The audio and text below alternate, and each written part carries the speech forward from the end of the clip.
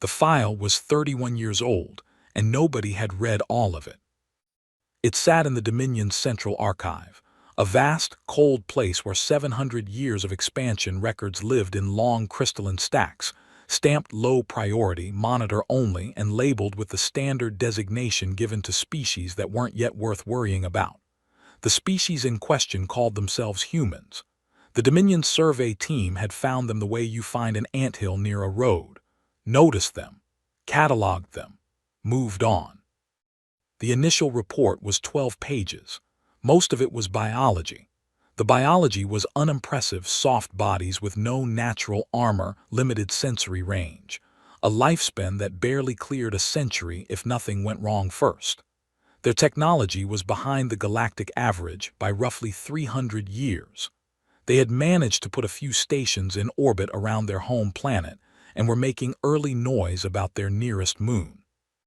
Their home world had a single large ocean they called different names depending on which part of it you were looking at, as if one body of water needed 7 different identities.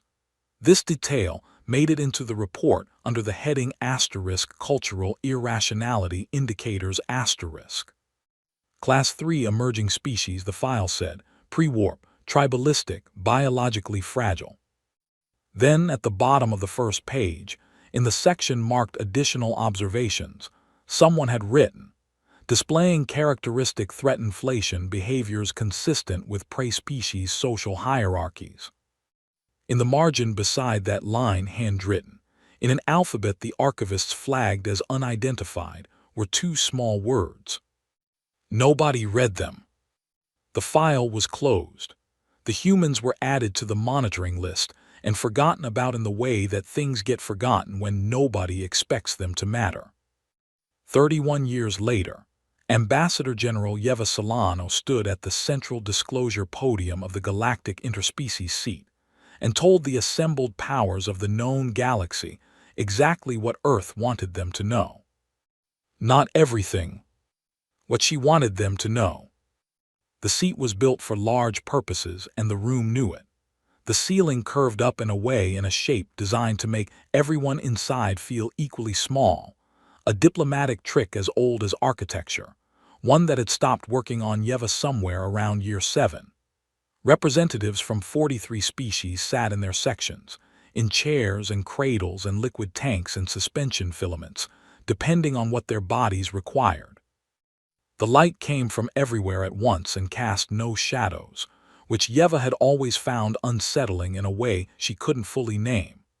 The air was recalibrated every 8 minutes to meet the competing atmospheric needs of the room, and the result was something that didn't smell like anything, which was worse than smelling like something bad. She was 54 years old.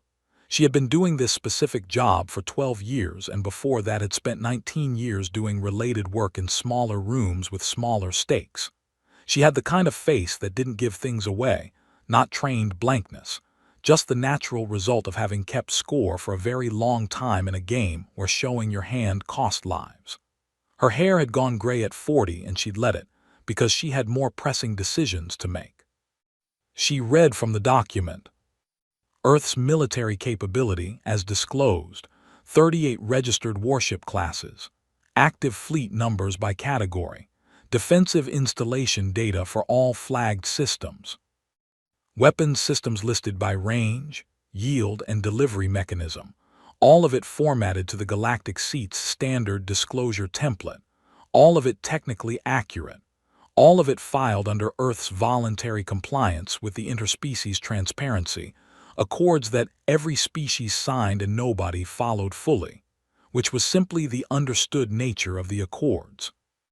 The High Chorus Velthas of the Dominion seat processed the disclosure with its 11 minds running in smooth consensus. Bioluminescent patterns moved beneath the surface of its body, pale greens and cool blues shifting in slow, deliberate waves. This was the Velshara equivalent of a calm, closed expression. The Dominion had absorbed 9 species in the past 2 centuries. It knew what an emerging military looked like. It knew what middle-tier capability sounded like when it was being read aloud. This sounded like that. A known quantity doing its paperwork. Yeva watched Vel'Thuz process the numbers. She watched the bioluminescence stay calm and blue. She noted the way 3 of the minor species delegates were already half-turned toward their aides, losing interest. She noted the 2 Keth Confederacy representatives who had brought tablets and were reading something else entirely under the table edge.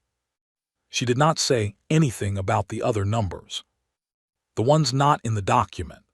The ones that had been growing for 20 years in facilities registered under civilian infrastructure classifications, in 17 categories that had no treaty names, because no one had thought to name them, because why would you name a category of weapon if no treaty required you to declare it, if the thing you were building was something nobody had thought to forbid yet?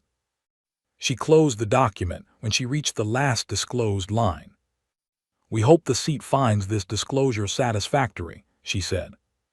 Her voice had the particular quality of someone who has stopped performing reassurance and simply delivers it, the way a doctor delivers a prognosis they've given 100 times.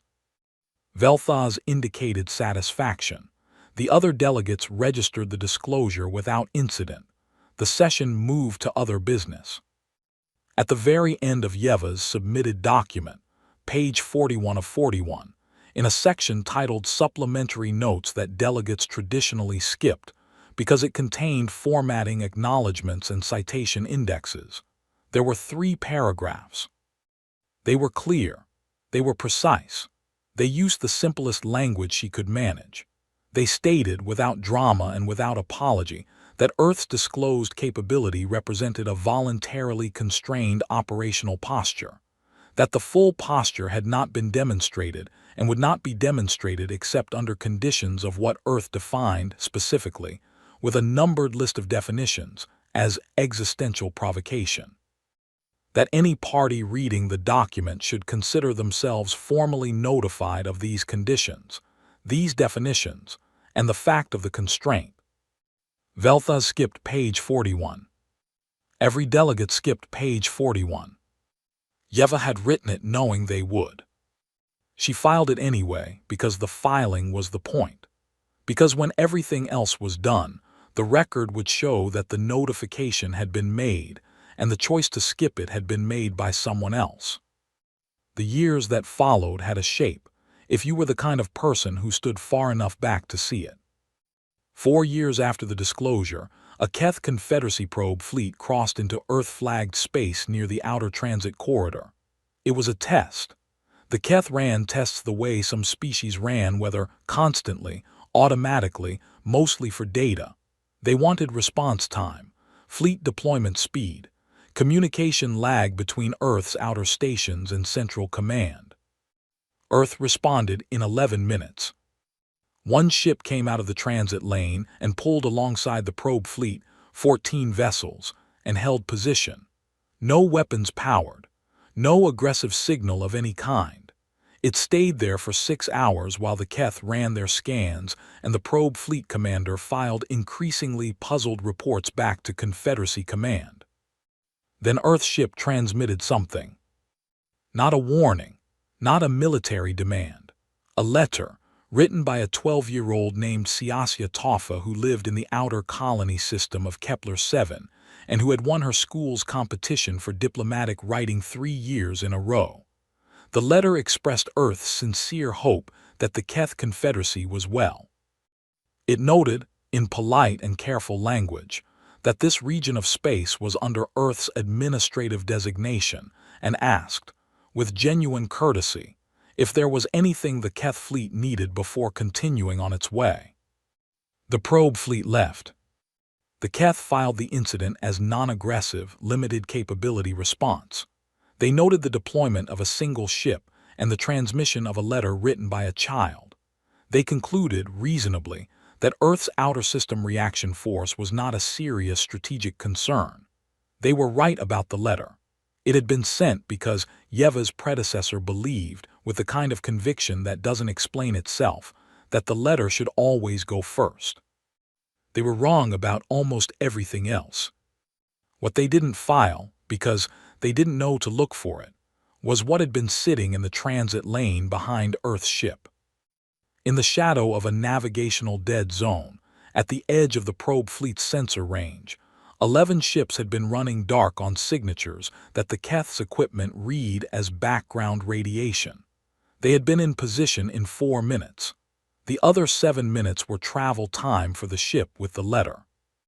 The Keth never knew. They filed their report and moved on, and the gap in their knowledge stayed there, unfiled, unnoticed, growing in the dark. 11 years after that, the Galactic Arms Reduction Accords went a full vote. Earth formally requested exemption. The request was denied in committee before it reached the floor. Earth had argued that the accords, as written, created asymmetric risk for species in active development phases. The committee found the argument self-serving. They were not wrong. They did not ask whether it was also true. Earth signed the accords. Yeva's predecessor signed them with a pen that had belonged to a general who had fought in the last war Earth ever fought against itself. A personal detail she shared with no one, because it was the kind of thing people either understood immediately or didn't understand at all, and she didn't have the patience to explain it in that room.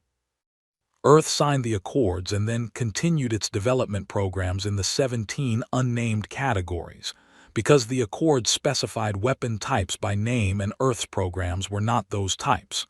4 separate legal teams reviewed it. An outside counsel from a neutral species reviewed it independently. All 4 reached the same word. Legal. Not a violation, not a loophole exactly. A gap. The kind that opens when people write rules to cover what they know and don't think to cover what they haven't imagined yet. Earth had found the gap, stepped into it quietly, and been building inside it for 2 decades. 8 years after that, a Dominion expansion fleet passed through the Rethys system. Earth had flagged Rethys as a protected zone in its galactic seat filings 6 years prior. The designation was noted, acknowledged, and given the weight the Dominion gave to the administrative filings of mid-tier species, which was the weight of a formality that didn't have to mean anything unless someone with power decided it did. The expansion fleet was 200 ships moving toward what the Dominion classified as a consolidation operation, their word for the process by which they absorbed smaller systems into their administrative network. The Rethys system had 2 inhabited worlds. Neither had been consulted about the consolidation. This was standard Dominion practice, the kind of standard that gets written into operational manuals when nobody has ever pushed back hard enough to force a rewrite. Earth sent 1 ship. The expansion fleet stopped. 200 ships, 1 Earth vessel, no weapons charged, no aggressive signal, no communication at all beyond a standard positioning hold request, the kind of thing you file when you need a transit lane cleared. The fleet held for 4 hours. Then it turned around. The Dominion's fleet commander filed a report afterward. She noted that Earth's single vessel had exhibited what she characterized as bluff behavior. Classic prey species territorial display, she wrote.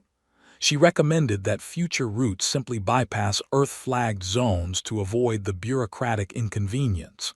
She was promoted the following year, and the recommendation became policy. She was right that it was a display. She was wrong about what it was displaying. The 1 ship had spent 4 hours running a continuous passive scan of the expansion fleet's entire configuration. Charge signatures, formation patterns, communication frequencies, hull stress readings, propulsion intervals. All of it filed, not to use immediately, to have. Earth had been filing things like that for 23 years. The folders were very large. 4 years after Rethys, Earth submitted its second formal warning to the Galactic Seat. It was longer than the first, more specific. It named the existence of the 17 development categories, not their contents, only that they existed, only how long they had been running, only that they were not covered by any existing treaty because existing treaties hadn't known to cover them. It restated the conditions under which Earth's full operational posture would be demonstrated, and it added a sentence that hadn't appeared in the first warning. The sentence said, The demonstration, if it becomes necessary, will not be calibrated for minimal impact. The warning was filed, logged, assigned a reference number. It was not read by anyone with the authority to act on it. The year the Dominion moved on the Lethani Compact, Yeva Solano authorized the evacuation of 3 outer colony systems. She did it quietly. She routed the orders through civilian resettlement channels and labeled them an economic migration initiative. She spaced the departure schedules over 4 months so the population movements wouldn't cluster into a pattern visible on galactic monitoring systems.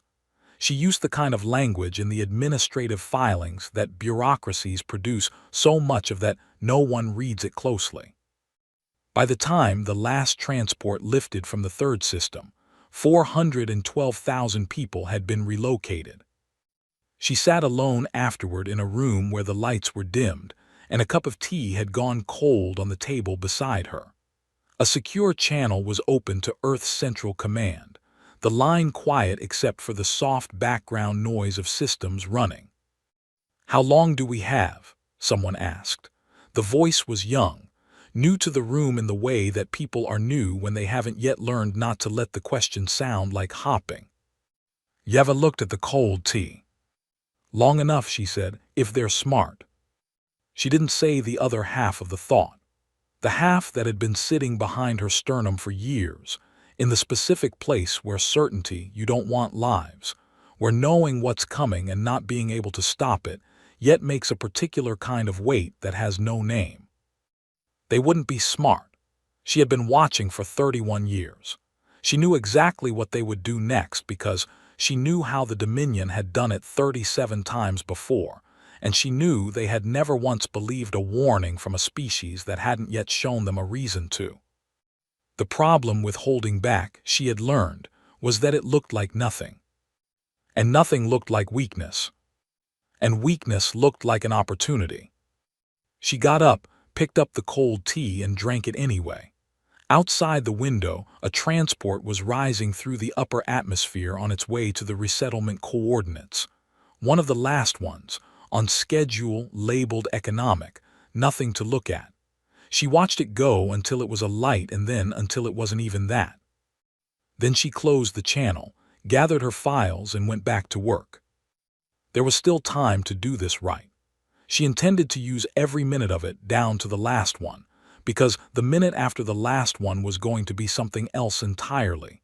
Something she had been preparing for and dreading with equal and specific care since the day she first read the full file.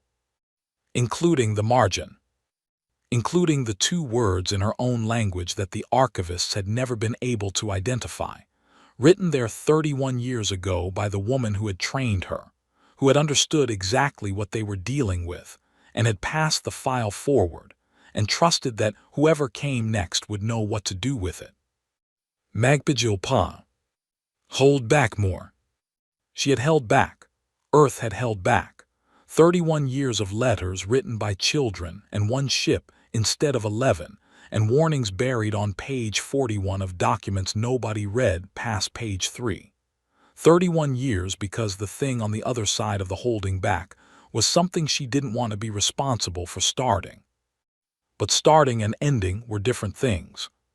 She had always been clear on that. The Dominion's message arrived on a Tuesday. Earth had a mutual defense treaty with the Lethani Compact, not a famous treaty, not one that appeared in the summaries that galactic news services ran when they needed to fill space. It had been signed 14 years ago in a small room with bad lighting and witnessed by 3 people, 2 of whom were now retired. It wasn't famous because the Lethani weren't famous. They were a quiet people who lived on 4 worlds near the outer edge of the Tharsis corridor, and grew something like wheat and made something like music and had, 14 years ago, asked Earth very politely if Earth would be willing to sign a piece of paper that said it would notice if someone was hurting them. Earth had said yes. Earth meant it. When the Dominion moved on the Lethani Compact, not with a declaration, not with a formal absorption vote at the galactic seat, but with 300 ships appearing in Lethani orbital space one morning and staying there until the Lethani government signed a consolidation agreement. They had not been offered the option to decline. Earth invoked the treaty. The invocation was formal, correctly filed, and sent through the proper diplomatic channels to the Dominion's administrative seat. The Dominion's response took 9 days. When it came, it was 8 words. The Lethani Compact no longer exists. Your treaty is void. Yeva read it twice. Then she set it down on her desk and looked out the window at the sky over the city for a while without saying anything.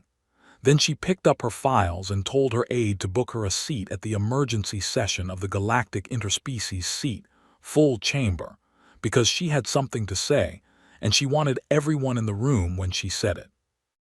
Her aide looked at her face and booked the seat without asking what she was planning to say. The full chamber of the Galactic Interspecies seat seated representatives from 61 species. Emergency sessions were rare enough that most delegates arrived with the tight, alert energy of people who expected something to happen, something interesting, something worth the disruption to their schedule. Yeva walked in and put her document on the podium and looked at the room.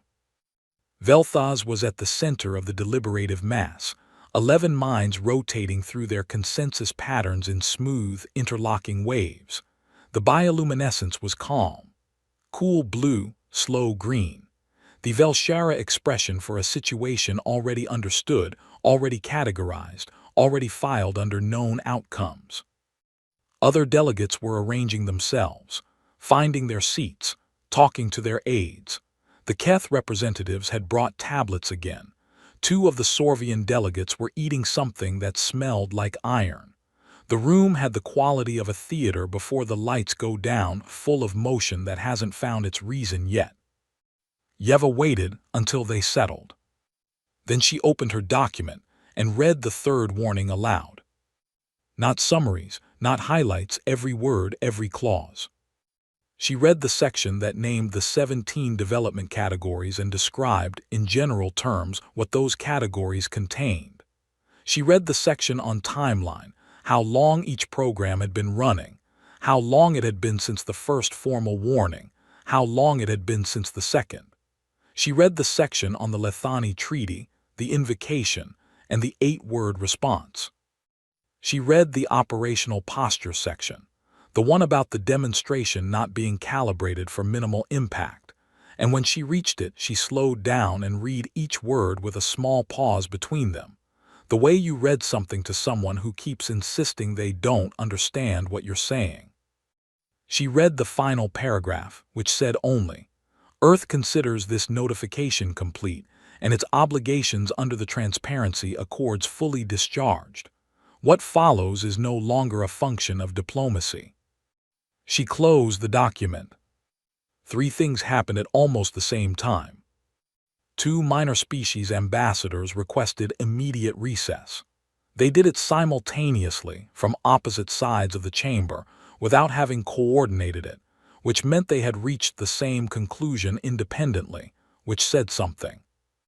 A Sorvian delegate stopped eating and put the food down on the table and didn't pick it up again. The room got quiet in a way it hadn't been quiet in 200 years of sessions, not the polite quiet of people waiting for a speaker to finish, but the other kind.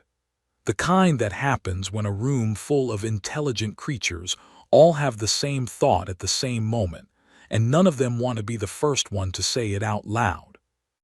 Vel'Thuz broke it. The 11 minds moved through their consensus patterns with the smooth confidence of a species that had run this calculation before, on 37 different species, and knew how it ended. The bioluminescence stayed blue, stayed calm. Vel'Thuz said, in translation, that Earth's warning had been received and noted, that it was consistent with documented escalation, behaviors observed in species at Earth's developmental stage, that the Dominion recognized the pattern as a characteristic response to geopolitical pressure and had full confidence in the stability of the current regional order. Pre-species threat escalation behavior, Vel'Thuz called it. The phrase was not dismissive in tone. It was the Velshara equivalent of a clinical observation, the way a doctor names a symptom, not to mock it but simply to file it correctly. The 11 minds had seen this before. They had seen what prey species did when they felt cornered. They had watched species 3 times Earth's size make exactly this kind of noise in the last stages before accepting consolidation. The noise never meant what it sounded like it meant. It always resolved the same way. Yeva looked at Velthaz. She held that look for a moment that was not long by any objective measure, but had a different quality than the moments around it. The way certain silences have a weight that the noise on either side of them doesn't. She closed her folder. "Well," she said, "there it is." She picked up the folder, stepped down from the podium and walked out of the chamber. Not in anger, not in performance. She walked the way someone walks when they have done every single thing they were supposed to do, and the outcome has now passed out of their hands and into the hands of other people and other forces, and the walking out is simply the logical next step. The room stayed quiet for another few seconds after the door closed behind her. Then the 2 ambassadors who had requested recess left.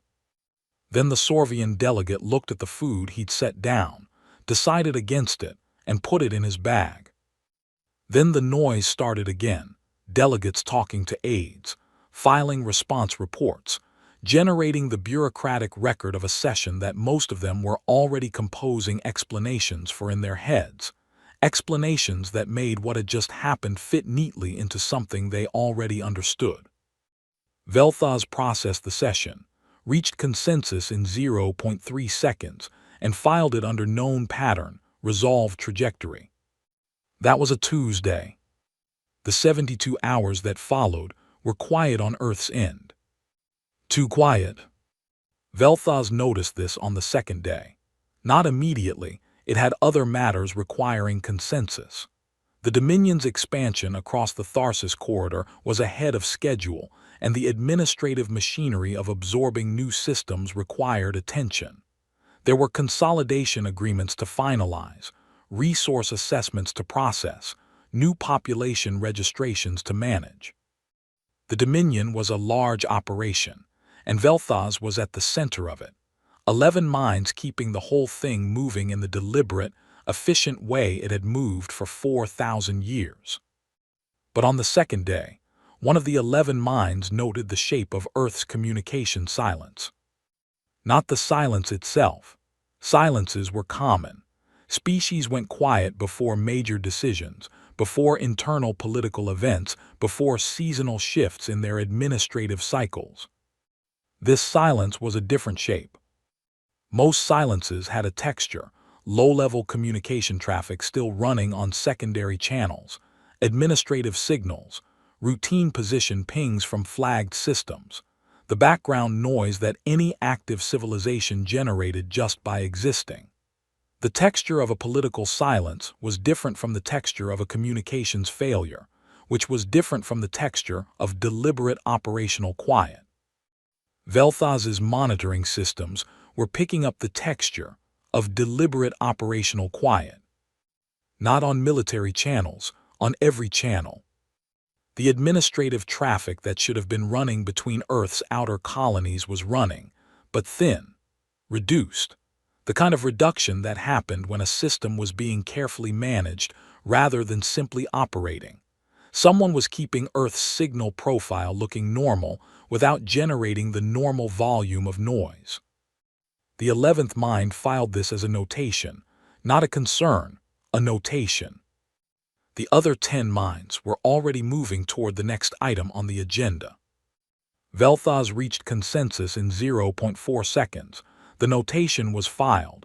The session continued. On the third day, intelligence arrived confirming that Earth had made no defensive fleet movements, no ships repositioned, no stations powered to elevated status, no changes to any registered military installation. This was the correct intelligence. It was accurate. Every data point was real. What the intelligence didn't capture, what it couldn't capture because it was looking for things that moved and things that changed, was the thing that had already moved, already changed, months ago, before the Lethani, before the Dominion had decided to consolidate the Tharsis corridor, before the 8-word response, before any of it. The 412,000 people were already gone. The facilities with no treaty names had already been running for 20 years. The dark ships in the transit lanes had already been in position for longer than the Dominion had been watching. The third warning had been filed. Everything that needed to be in place was in place. Earth wasn't moving because Earth was done moving. The 11 minds of Vel'Thuz did not know this. The notation stayed filed. The session continued. On the 73rd hour, the Dominion strike fleet crossed into Earth-flagged space. 340 ships.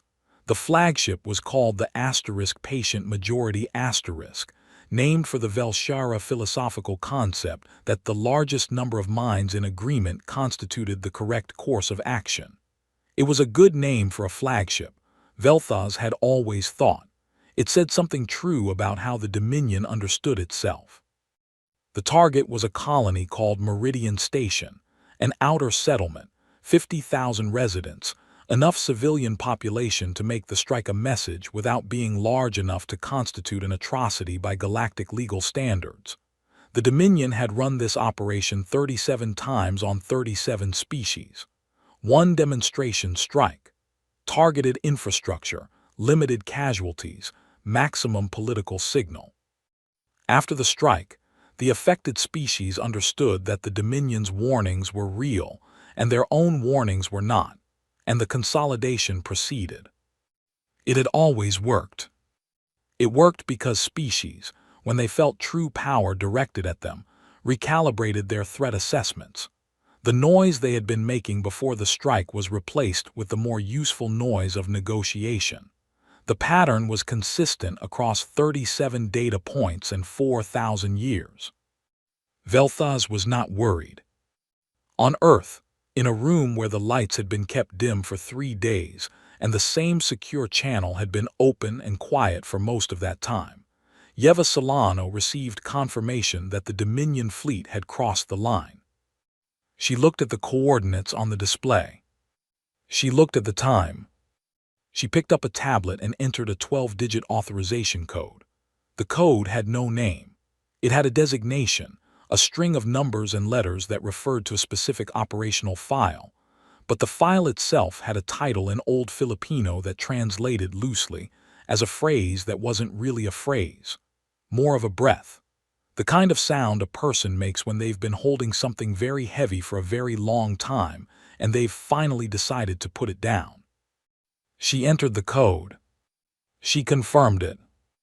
Then she set the tablet on the table and sat back in her chair and looked at the ceiling, which had a water stain in the upper left corner that she had been looking at for 3 days without really seeing it. And now she saw it, and it looked exactly like what it was, a mark left by something that had happened a long time ago and hadn't been fixed because there were always more pressing things to attend to. How long? The young aide's voice said from somewhere behind her. 19 days, Yeva said, maybe less. A pause. Is that the aide started? Yes, Yeva said before the question could finish forming. It's enough. She didn't explain what it was enough for, because explaining it would have required describing things she had spent 31 years carefully not describing to people who didn't need to know yet. The time for that was over now. What came next would describe itself. Outside, the planet went about its business. Traffic moved. Lights came on in the windows of 1,000 buildings.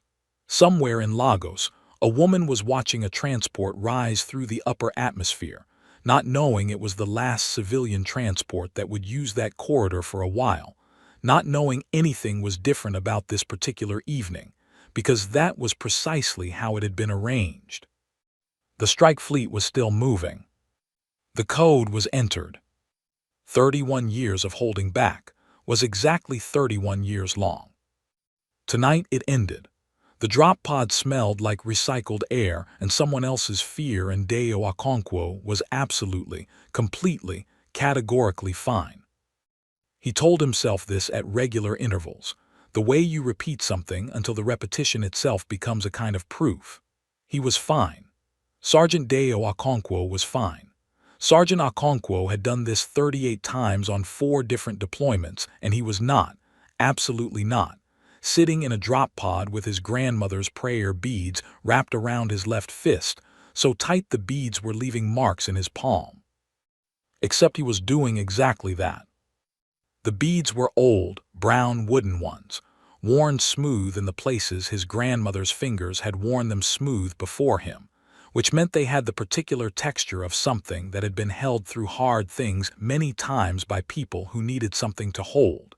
He hadn't used them for prayer since he was 12. He carried them on every deployment because his grandmother had given them to him the morning he shipped out the first time, pressing them into his hand without ceremony, and then immediately changing the subject, which was how she expressed almost everything important. He held them now and watched the red light on the pod ceiling, and listened to the sounds of 11 other soldiers breathing in the dark around him. "Brother," said Private Essie Asant from the seat to his right, "you are holding those beads like they owe you money."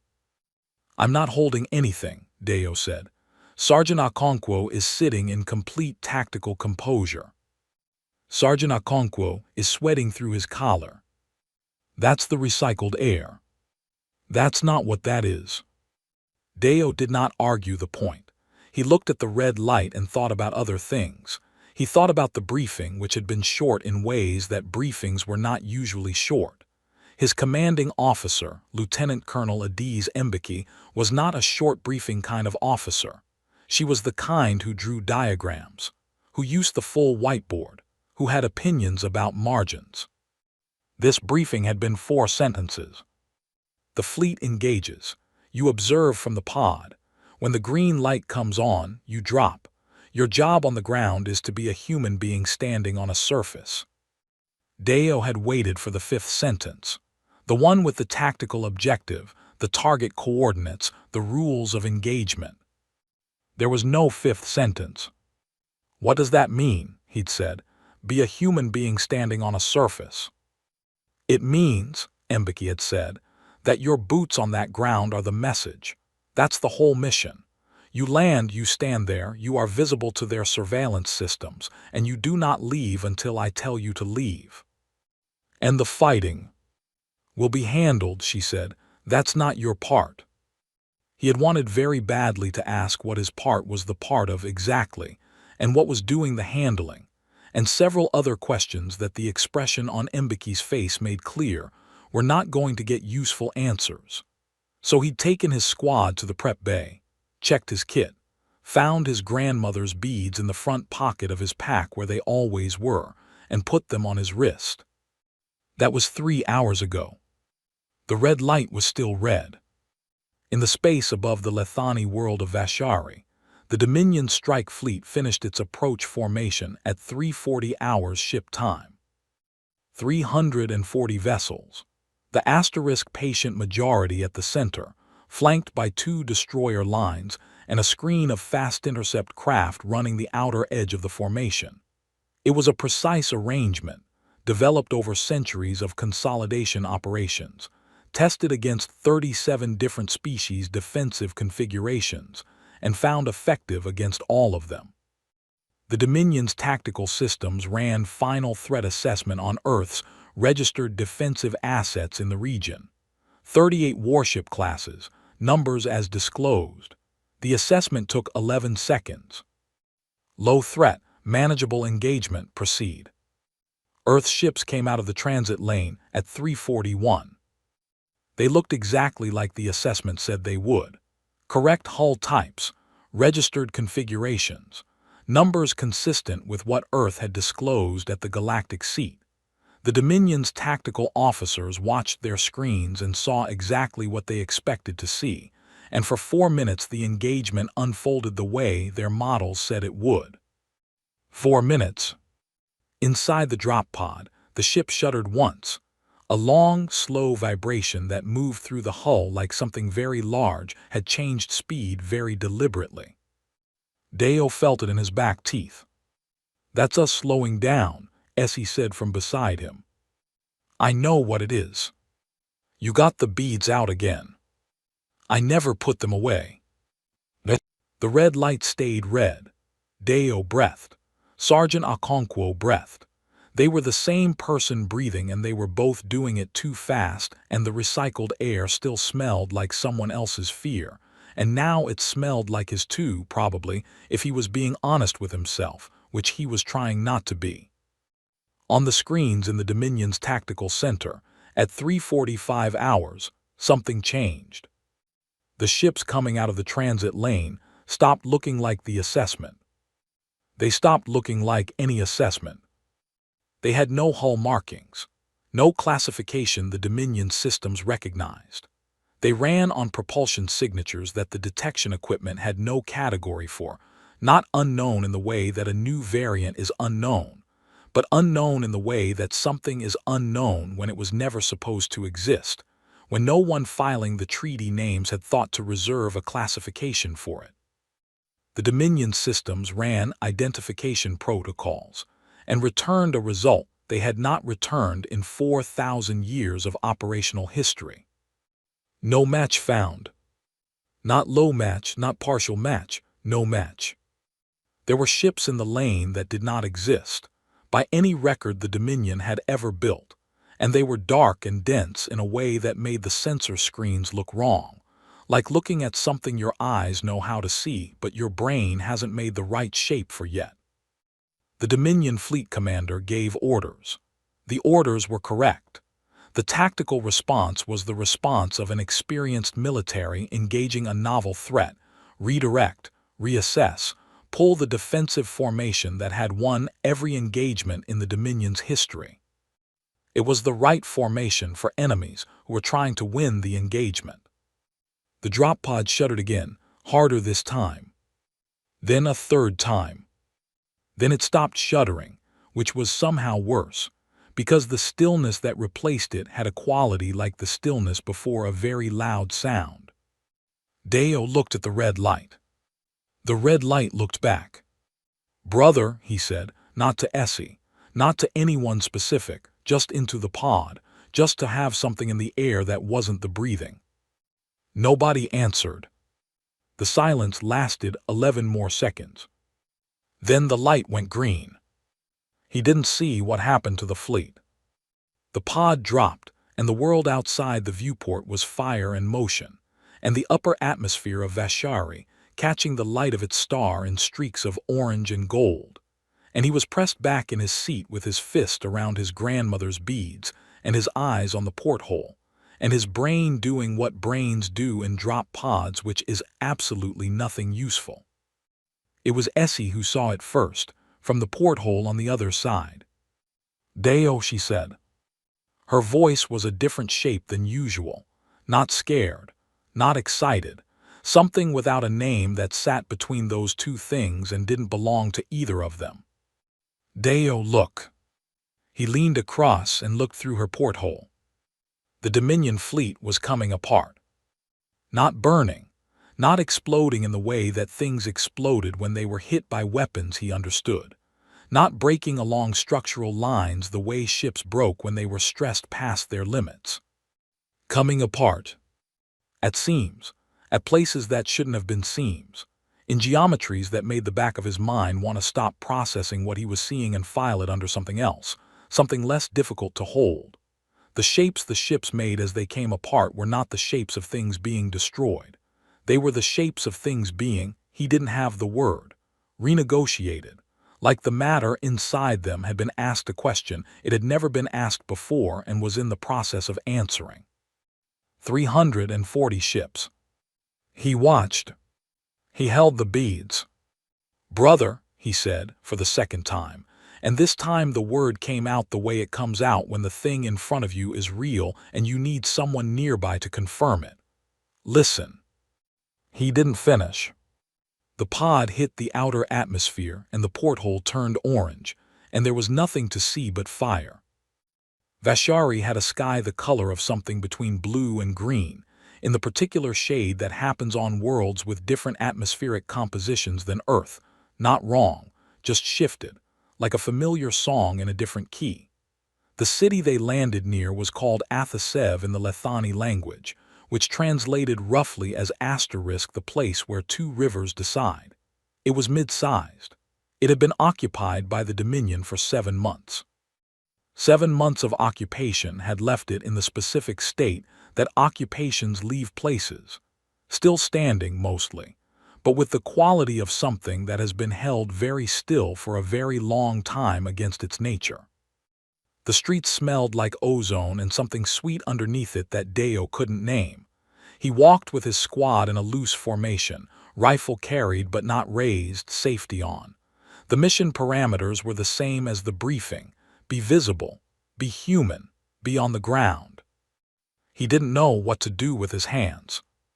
He had never had a mission where the tactical requirement was to simply exist in a place, and the not knowing what to do with his hands was the most disorienting part of it. In every other deployment he'd done, his hands had a job. Now they had his rifle, which wasn't being used, and each other, and his grandmother's beads, which he had coiled around his wrist and kept touching with his thumb the way you keep touching a sore tooth. Dominion surveillance drones moved in slow circles overhead.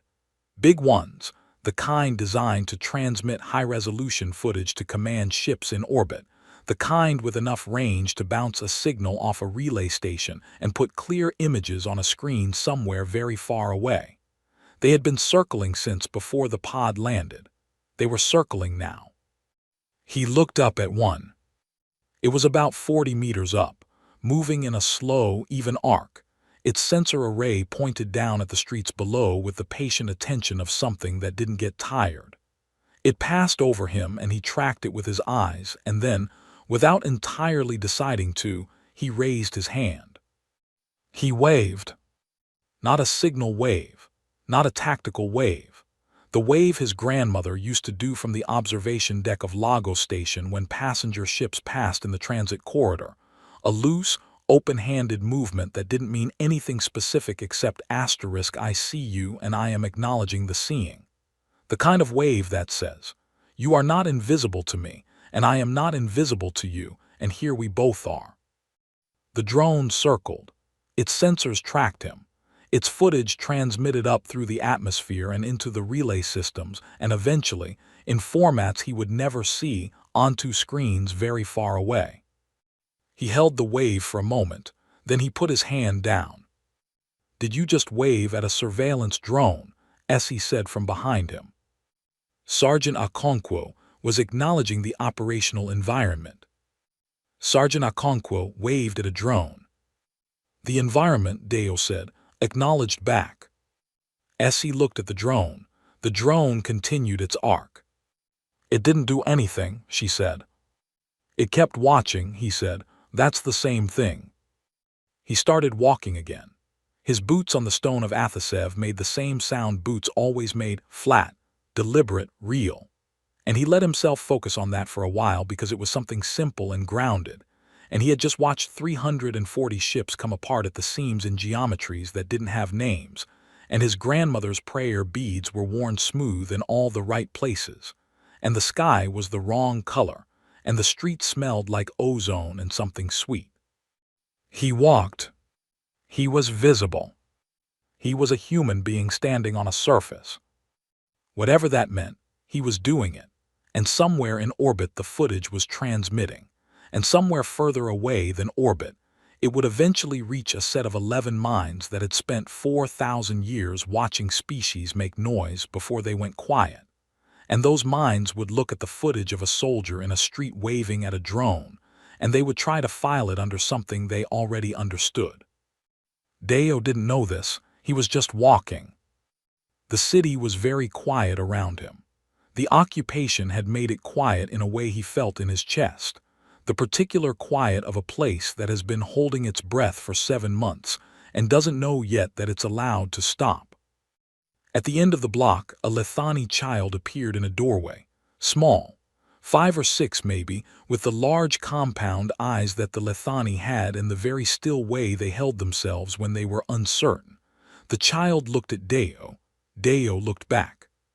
He raised his hand. He waved.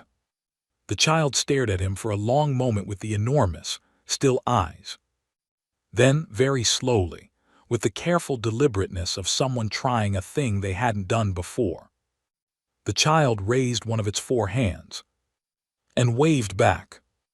Deo felt something happen in the region of his sternum that he was going to decline to name or discuss, ever, including with himself, because he had a professional reputation to maintain, and because it was the kind of thing that hit you when you were already stretched thin and already holding prayer beads that weren't yours originally, and already processing a sky that was the wrong color, and 340 ships coming apart in ways that didn't have categories. He kept walking. His boots made their sound on the stone. Behind him in the relay, the footage kept transmitting. Up through atmosphere, through the relay stations, through the long channels of light and signal that connected occupied worlds to command centers to archive systems to the 11-minded deliberative consciousness of the High Chorus Vel'Thas, who was a very long way away, and who had spent 4,000 years never once losing a war, and who would watch this footage 11 times before the next day was done and would not, for the first time in 4,000 years, know what to do with it. Deo didn't know any of that. He was thinking about his grandmother. He was thinking that he should call her when this was over, before she heard about it on the news feeds, because she was going to hear about it on the news feeds, and the version the news feeds had was not going to be a calm version. He was thinking that, when he called, she would ask him 3 questions, and he would answer all 3 of them wrong, and she would sigh the specific sigh that meant she knew he was lying, and was choosing not to press it this time. He was thinking that, when he got home, he needed to buy new prayer beads because he'd had hers for 11 years, and the surface of them was down to almost nothing, and at some point, a person needed to return what they borrowed, even when the borrowing had been a gift, even when the return felt like the wrong direction. The street opened into a square. He stopped in the middle of it.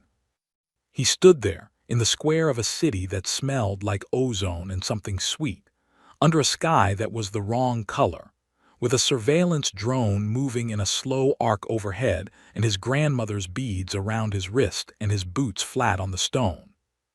He was a human being standing on a surface. He was the message. He still didn't entirely know what the message said. But whatever it said, it was transmitting. The Dominion had not lost a war in 4,000 years. This was not luck. It was not even in the strictest sense a military achievement. It was the result of a very simple principle applied with absolute consistency across 4 millennia of expansion. The Dominion never engaged an enemy it had not already defeated in every way that mattered before the first shot was fired. By the time a consolidation fleet crossed into a system, the outcome had already been decided at the level of mathematics, numbers, ratios, resource differentials. The shooting was not the war. The shooting was the announcement of the war's conclusion. The Vel'Shara understood this the way they understood everything, through the consensus of 11 minds, each processing simultaneously, none of them capable of being fully wrong, because the aggregate of 11 perspectives smoothed out individual error the way a wide river smooths out the irregularities of its bed. 4,000 years had proved the method sound. 37 species had proved it sound. Every engagement, every consolidation, every demonstration strike had resolved the same way because the mathematics said it would, and the mathematics had never been wrong. In 19 days, the Dominion lost 31 fleet engagements. Not 31 ships. 31 fleets. Vel'Thas received the reports the way it received all data, simultaneously, across all 11 minds, processed and categorized and filed before the information had fully finished transmitting. The first 3 reports it absorbed without significant disruption to consensus. Anomalies occurred. Equipment performed unexpectedly. These were known variables, accounted for in the Dominion's operational models as a margin of acceptable deviation. By the 7th report, the consensus was taking 0.9 seconds instead of 0.3. By the 15th, it was taking 4 seconds. By the 22nd, Vel'Thuz had stopped filing the results under anomaly and opened a new category. It did not have a name for the new category yet. This in itself was unusual enough to note. In 4,000 years of operation, every outcome had fit an existing category. The categories had been built from experience, and they had been comprehensive, and they had never needed extending. Vel'Thuz extended them. On the 19th day, the 31st report arrived. Vel'Thuz processed it across 11 minds, reached consensus, and then did something it had not done in any engagement in its recorded operational history. It stopped, held the consensus open, and went back to the beginning. The models were wrong. This was the first conclusion, and it was not by itself the difficult one. Models could be wrong. Models were built on available data, and available data had limits. Any sufficiently advanced intelligence updated its models when the evidence required it. This was not failure. This was function. The difficult part was understanding how the models were wrong. Not what they had missed about Earth's capability. That was becoming clear from the engagement reports, growing clearer with each one, building a picture that Vel'Thuz's 11 minds were still in the process of assembling. The capability question was solvable. Given enough data and enough processing time, the full shape of what Earth had built would become legible. What was not becoming clear, what was growing less clear the more data arrived, was Earth's intent. The Dominion's models were built around a fundamental assumption about why species fought. They fought for territory, for resources, for survival, for dominance, for the removal of a threat. Every species in the Dominion's 4,000 years of expansion had fought for one or more of these things, and once you understood which one a species was fighting for, you understood what would satisfy them. You understood the terms that would end the fighting. You understood the shape of the resolution. Earth was not fighting for any of these things. This was the conclusion Vel'Thuz arrived at on the 19th day, after 31 reports, after 4 seconds of consensus instead of 0.3. And it was the most disorienting conclusion its 11 minds had ever reached, because it had no category, no precedent, no historical parallel in 4,000 years of records. Earth wasn't trying to win the engagement. Earth had already won the engagement. Earth was doing something else entirely. 3 intelligence files. Vel'Thuz reviewed them in sequence, because sequence was the only way to process things that did not resolve into clean parallel categories.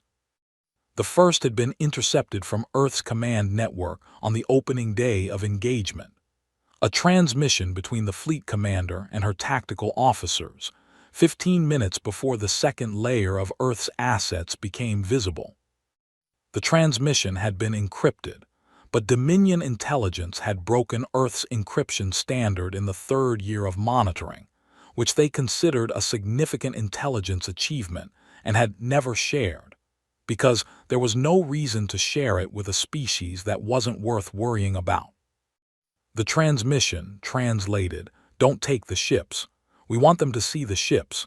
We want them to be able to tell someone what they saw, keep them intact enough to transmit." Vel'Thuz processed this 11 times.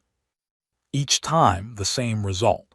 Earth's fleet commander, in the first minutes of an engagement in which her military had deployed capabilities no other species knew existed, had given orders not to destroy the enemy fleet. To witness it. She wanted witnesses.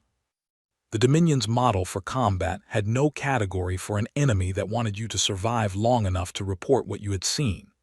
No category for a military whose primary objective in opening engagement was the production of testimony. The model assumed you won and then told the story yourself. It did not account for a species that wanted the other side to tell the story, in their own words, from the experience of having been present. Vel'Thuz held this conclusion in consensus for 7 seconds. Then it opened the second file. The second file was the evacuation order. Vel'Thuz had known about the evacuations, the intelligence had flagged them, had categorized them as economic migration, had filed them and moved on. What the intelligence had not done was correlate the dates. The evacuation of Earth's outer colonies had been authorized 6 months before the Dominion moved on the Lethani Compact. Not 6 months before the engagement began. 6 months before the Dominion made any decision to move on the Lethani, before the internal vote that approved the consolidation, before the operational planning began, before any of the meetings in which the Dominion had decided privately that the Tharsis corridor was the next target. Earth had begun evacuating its civilians before the Dominion knew it was going to do the thing that would start the war. Vel'Thuz processed this across 11 minds, and the consensus took 9 seconds, and when it finished what it produced was not a filed conclusion but a question, which was itself unprecedented. Because in 4,000 years of operation, the Vel'Shara consensus process had never produced a question it could not immediately answer.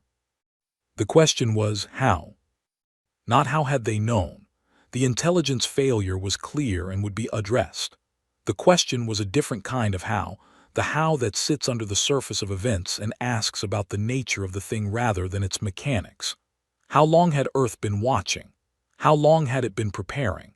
How long had it been sitting with the knowledge of what was coming, and the capability to respond to it, and the patience to wait until the moment was exactly right? The evacuation had been authorized 6 months before the Dominion decided to move.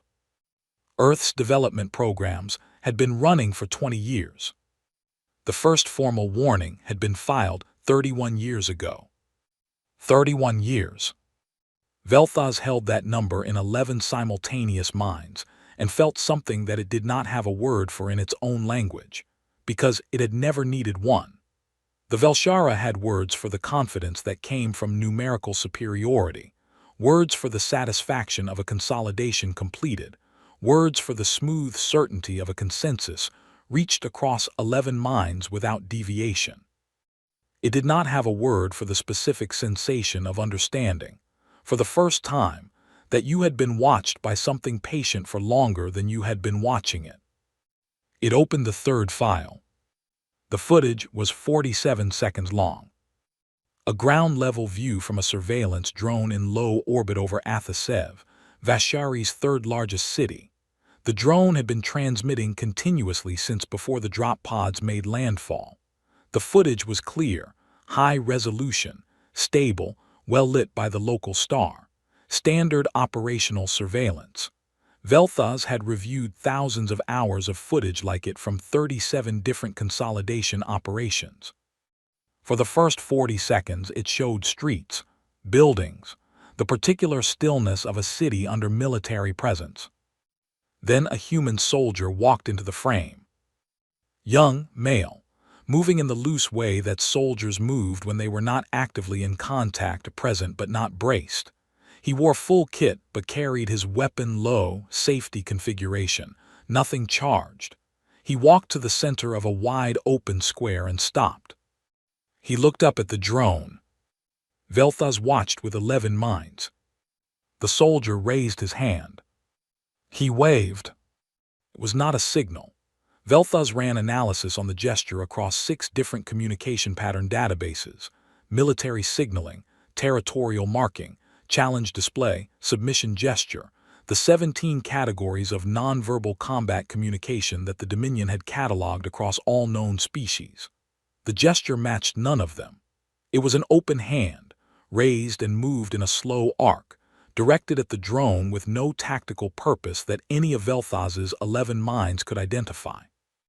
It was, the analysis determined, an acknowledgement. The soldier was acknowledging that the drone was there, that the drone was watching, that the soldier knew he was being watched and was not accepting it, not ignoring it, not performing for it, simply nodding it. The way you note the presence of another creature because the creature is there and present, and ignoring it would be the stranger choice. The soldier who had just stood in a city his species had liberated in 19 days from a fleet the Dominion had spent 4,000 years believing was unbeatable. This soldier looked up at a surveillance camera and waved hello. Vel'Thuz watched the footage 11 times. On the 11th viewing, the 11th mind did something no Velshara mind had done in any recorded moment of their history. It stopped. Not the consensus, not the process. The mind itself stopped in the middle of the viewing in the frame where the soldier's hand was raised, and it sat there in the lattice of the other 10 minds like a note held past its resolution, present, connected but separate, not agreeing, not disagreeing, simply stopped. The other 10 minds waited. The consensus tried to form. Could not. The 11th mind had found something. Not in the footage, in the archive. In the long, cold crystalline stacks where 700 years of expansion records lived, where a 31-year-old file sat stamped low priority, monitor only, where the initial contact report on a Class 3 emerging species lived in the section for things that weren't yet worth worrying about. The 11th mind had found the margin note. The 2 handwritten words in an alphabet the archivists had flagged as unidentified and never investigated, because there was no reason to investigate the margin annotations of a first contact report for a species that ranked below threshold. No reason until now.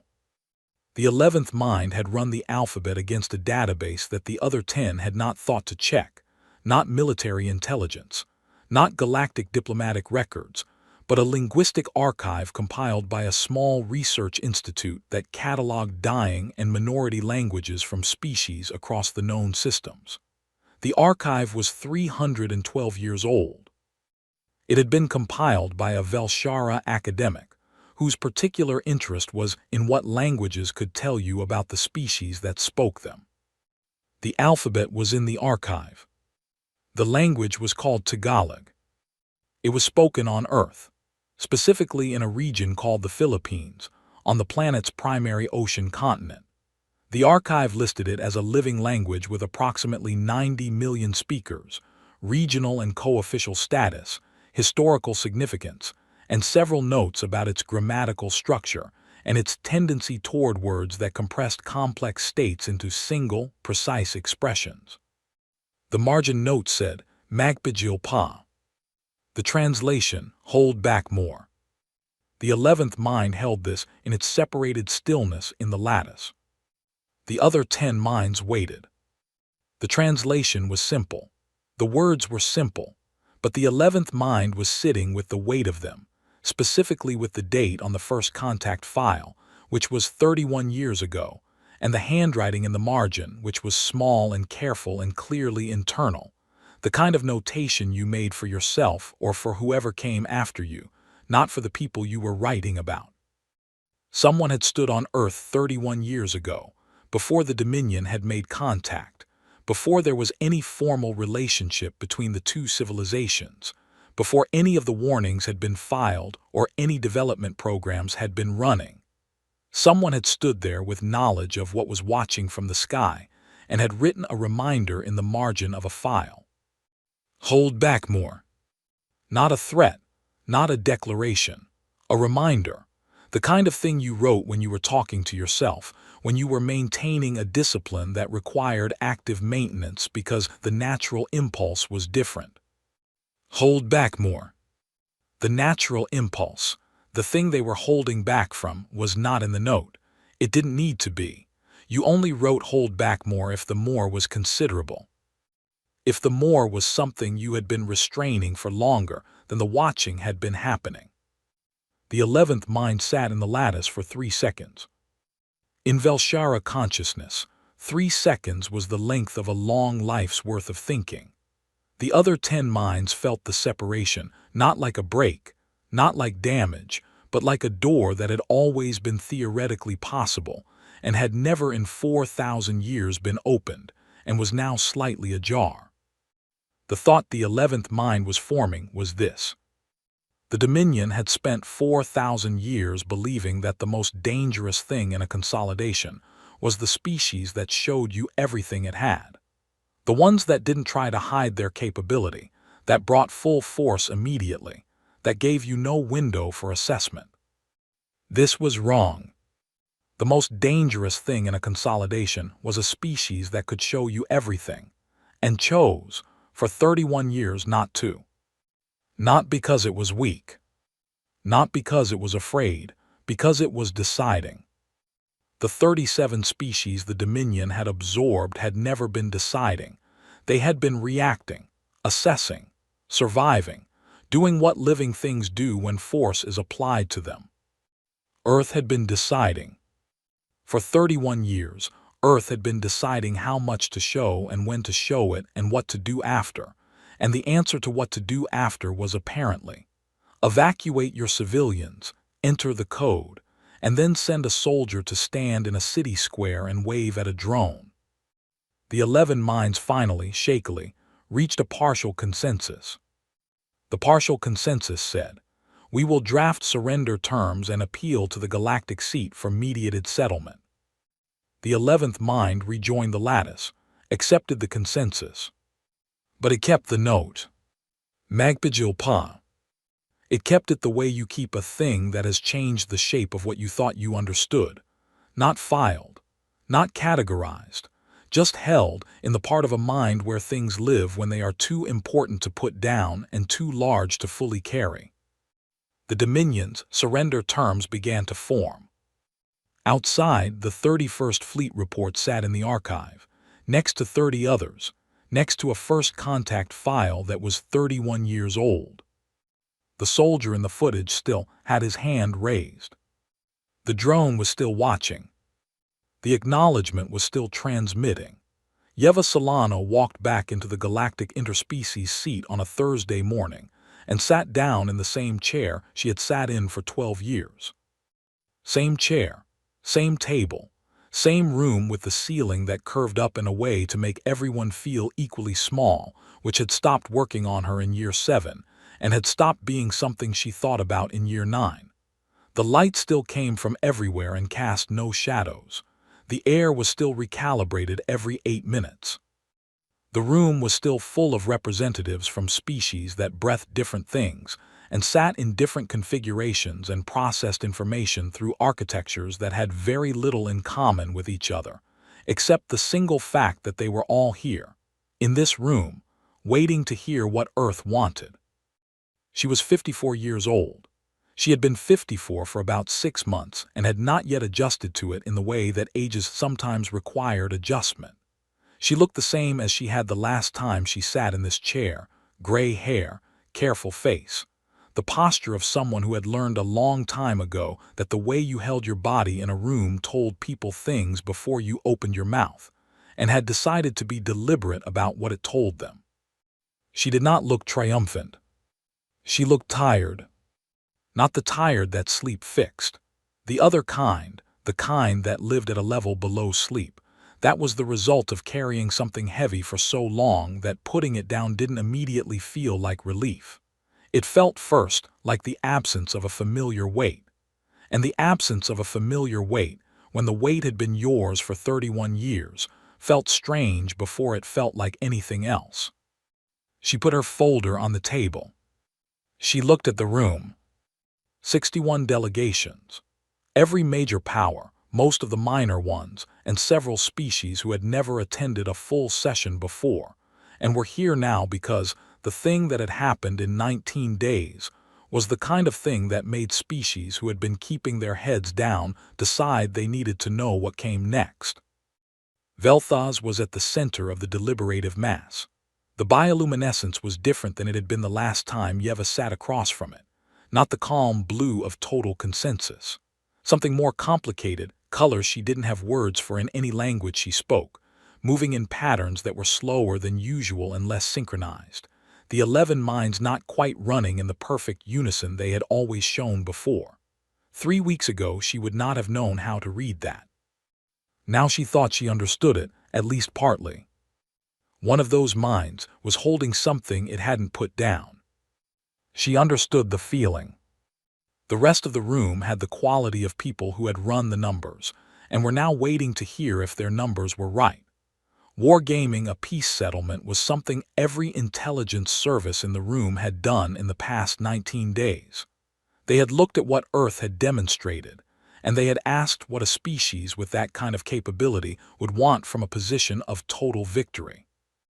The answers had been consistent across most of the assessments.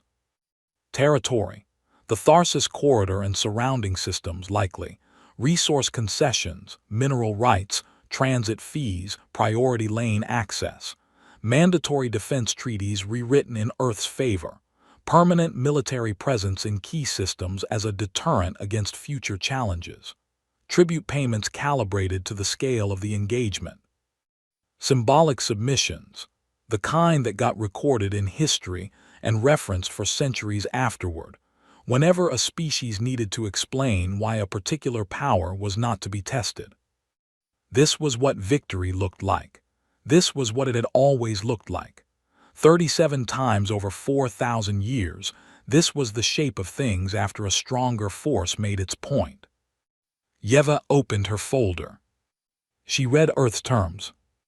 The first term, the Lethani survivors were to be resettled on their original worlds with full sovereignty restored. Dominion infrastructure built during the occupation was to remain in place and operational, maintained at Dominion expense, for a minimum of 30 years or until the Lethani determined they no longer required it. Earth would administer nothing. Earth would take nothing from Lethani space. Earth would not station forces there, would not establish monitoring posts, would not require treaty obligations from the Lethani in exchange for the restoration. The Lethani would simply have their worlds back.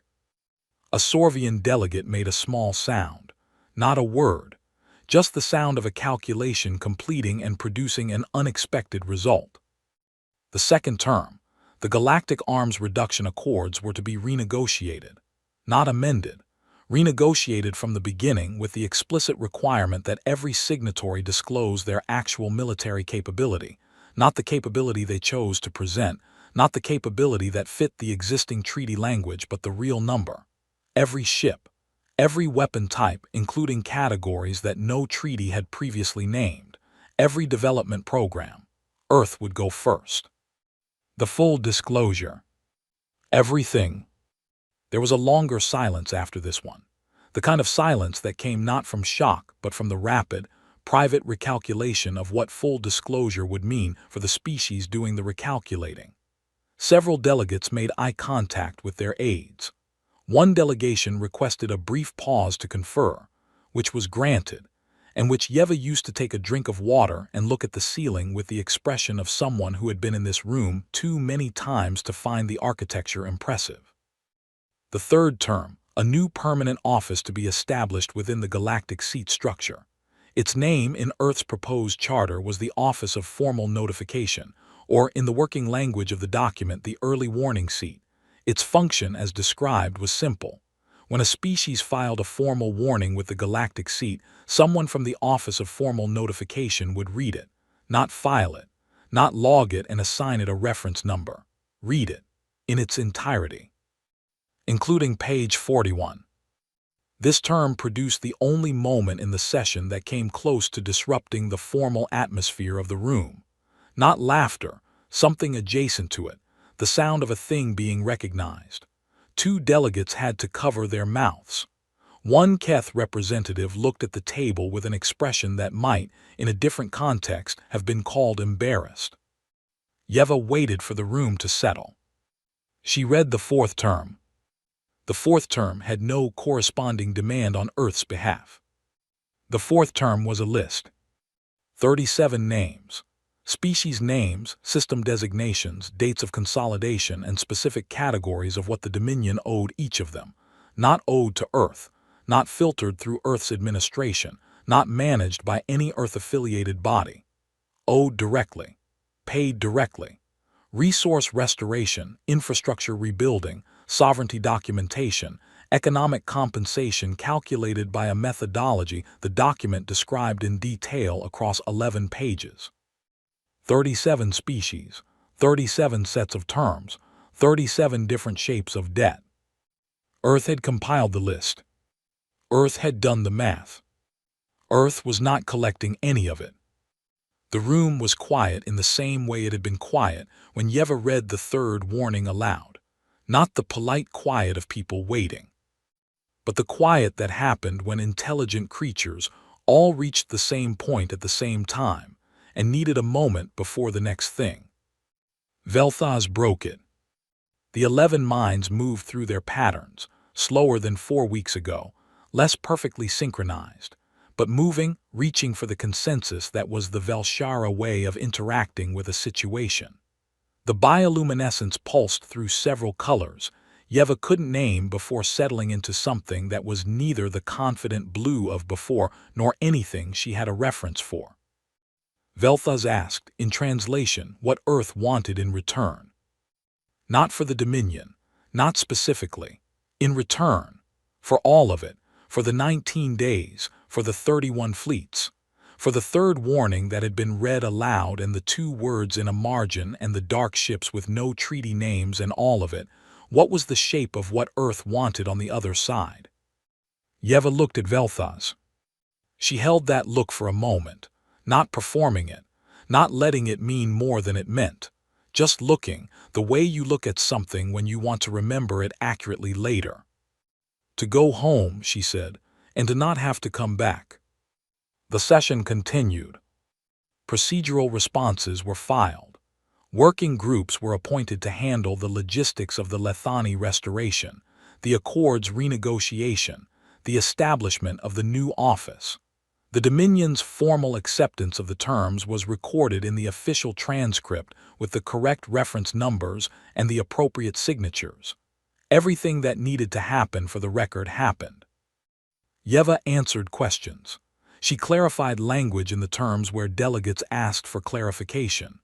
She was patient in the way that she was always patient, not warm, not cold, just present doing the work. She was almost through it.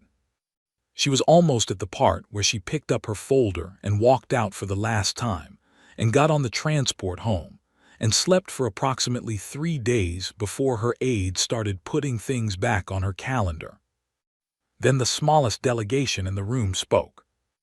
They were called the Vethani, 3 representatives of a species that had been admitted to the Galactic seat 9 years ago, and had spent most of those 9 years being very careful and very quiet, watching the larger powers with the patient attention of a species that understood exactly what it was and what it wasn't and had made its peace with that. They had 2 small worlds in a system that nobody particularly wanted. They had been watching the 19 days the way small species watch things that happen between large ones, carefully, from the side, taking very good notes. One of their representatives, a young one by the look of them, though Yeva had never learned to read Vethani ages accurately, had been reading through the full disclosure documents since Yeva had submitted them at the session's opening. The ones Earth had promised to provide first. The real numbers. Every program, every category, every ship, every capability that had been built in the unnamed categories for 20 years and kept off every treaty and every disclosure until now. The young representative looked up from the documents. They looked at Yeva. They said, in translation that was careful and slow, because the translation system was still building its Vethani vocabulary. You had this for how long? The room heard it. Everyone heard it. The question landed in the air of the chamber with the particular weight of a question that a lot of people in the room had been not asking, and hearing it asked out loud made it real in a different way. Yeva looked at the young representative.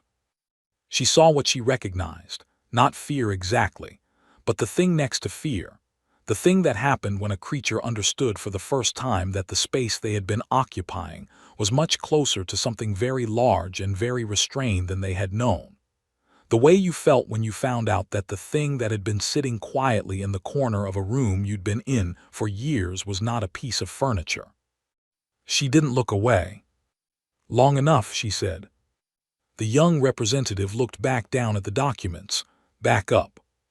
Why didn't you? Because we didn't want to, Yeva said.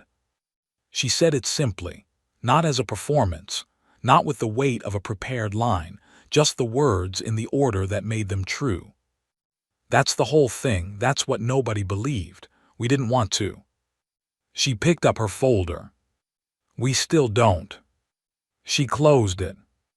The room didn't make the sound that rooms usually made when a session was winding down, the shifting and gathering and low murmur of people moving toward what came next.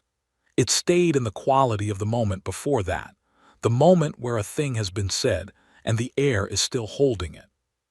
Yeva let it hold.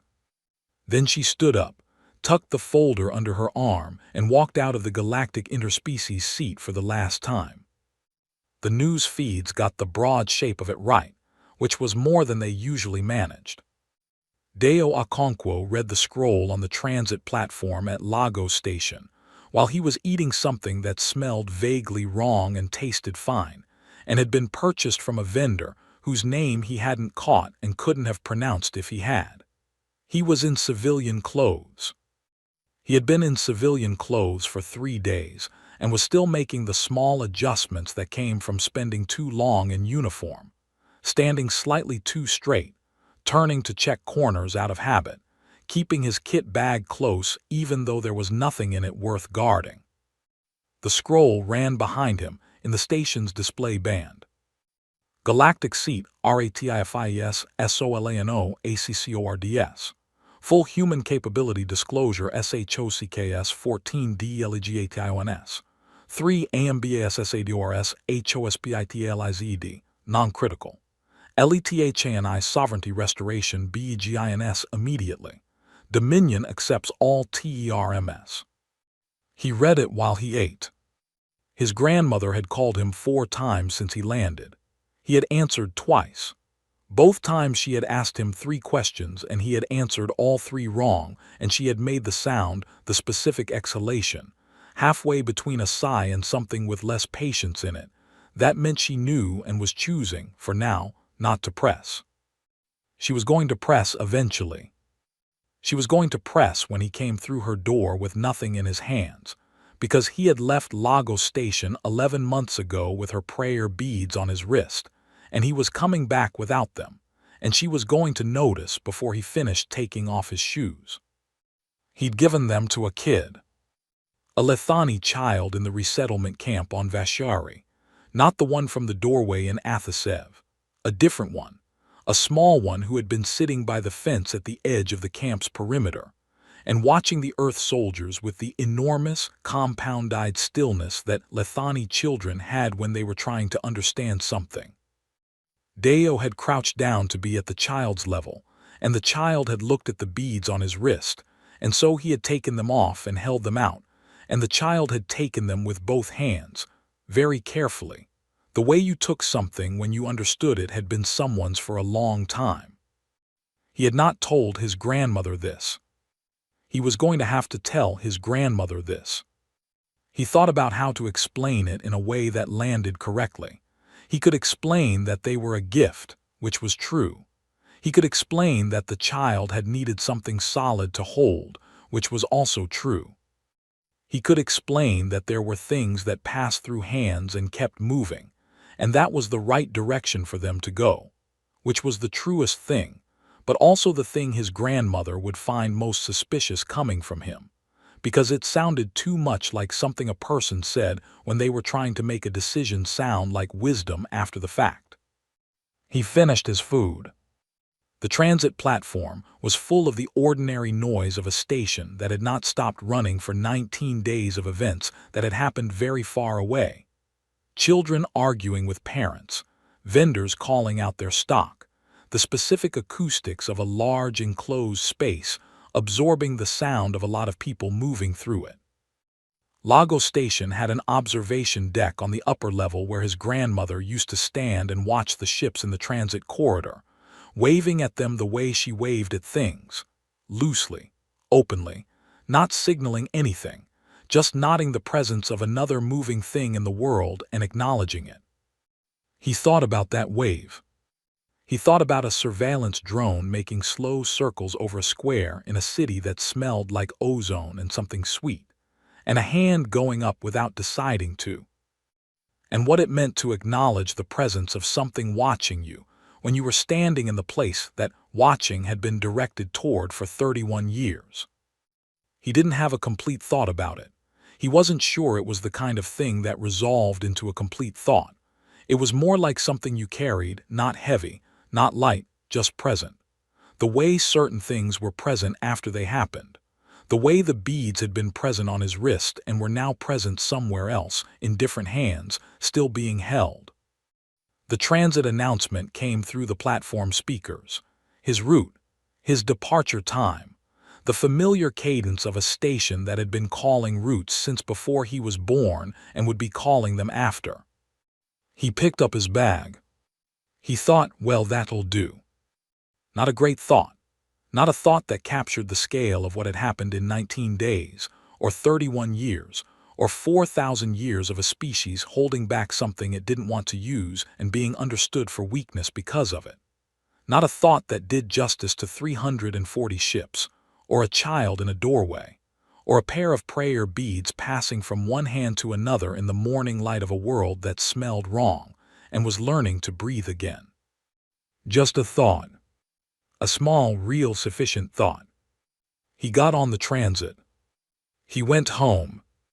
Outside, above the station, the sky over Lagos was the exact right color, the specific blue of a planet that was his and had always been his, and would be there when he came back from wherever they sent him next, which they would, because they always did, and he would go because he always did, and the beads would be somewhere else by then, and he would find something else to hold, and it would be enough. It was always enough. That was, in the end, the thing the galaxy had not believed. Not the ships, not the weapons with no treaty names, not the dark capability built in the gaps of language that nobody had thought to close. The thing they had not believed was simpler than all of that. Earth had enough. Had always had enough. Had never needed more.